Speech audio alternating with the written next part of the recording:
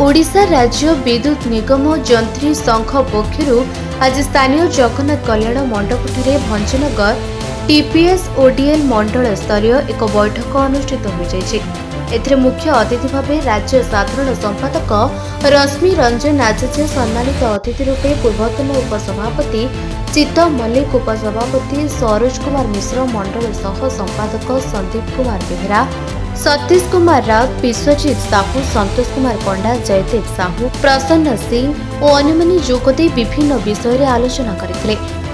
Tata power विरुद्ध में विभिन्न समस्या को नहीं गत मास 27 तारीख में संघ तरफ टीपीएस ओडीएल अधिकारी को एक 17 दफा संबलित दाबीपत्र प्रदान कर विभागीय अधिकारी इच्छा शक्ति अभाव ताहाकू आज पर्यंत पूरण करूना, जहाँफल संघर सदस्य माने विभिन्न असुविधार सम्मुखीन होती।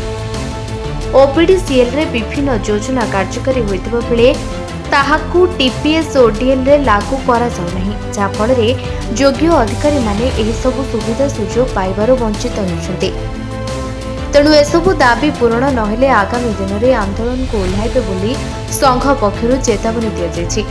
एथिरे भंजनगर मंडल अधीन रे थिबा समस्त सदस्य उपस्थित होथिले।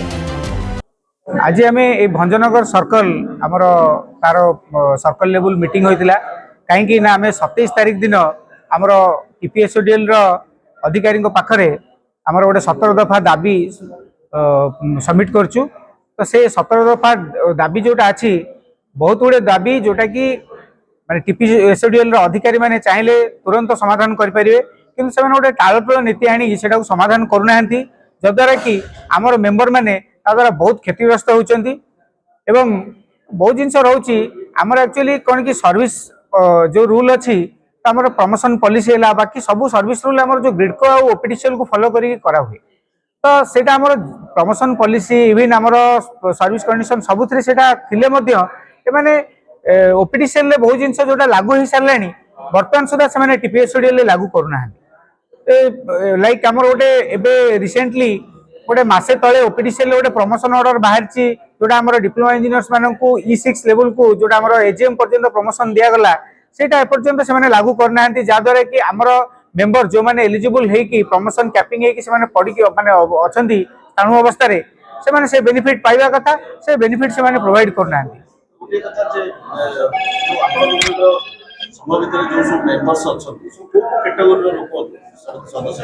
आम ये संघरे आमर डिप्लोमा इंजीनियर्स अच्छा, इवन आमर एक्चुअली आमर मेंबर्स स्टार्टिंग फ्रॉम जेई, तो जो मैंने आमर ये आईटीआई लाइनमैन रू जो मैंने प्रमोशन पाई से भी जेई होती जूनियर इंजीनियर होती आमर मेंबर अच्छा।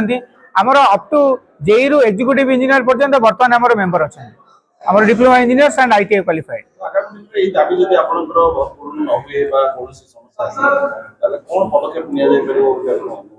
जदि आगामी दिन में कर्तृपक्ष आमर जो डिमांड्स अच्छी जदि समाधान न करती, आमको उचित न्याय न दियंती, ताहले आम आंदोलनात्मक पंथा अवलंबन करूँ। जो आमर ओडिशार कंज्यूमर माने ये आमर कंज्यूमर मानू सब प्रकार सर्विस सेटा को केमिति आम एनश्योर करूँ, समस्ते सभी प्रॉपर सर्विस पातु कंज्यूमर मानू साथी नहीं। आम जो टीपीएस ओडीएल जो कर्तृपक्ष जो टाटा पावर बर्तमान जो आम प्रति जो अन्याय करमिति विरोध करूँ, आम संघर जो दाबी अच्छी हासिल करने चेष्टा करूँ।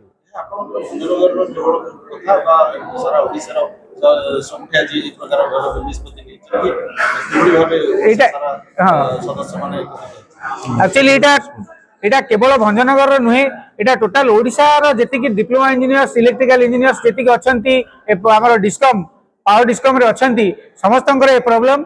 तो एटा आमे जो टीपीएस ओडीएल जो हमर साउदर्न जोन तार यूनिट रो ए सभा, तो ये मेंबर माने टोटाल ओडिशार जेतिकी मेंबर अछंती समस्तंकर ए असुविधा समस्त ए असुविधा गति करछन।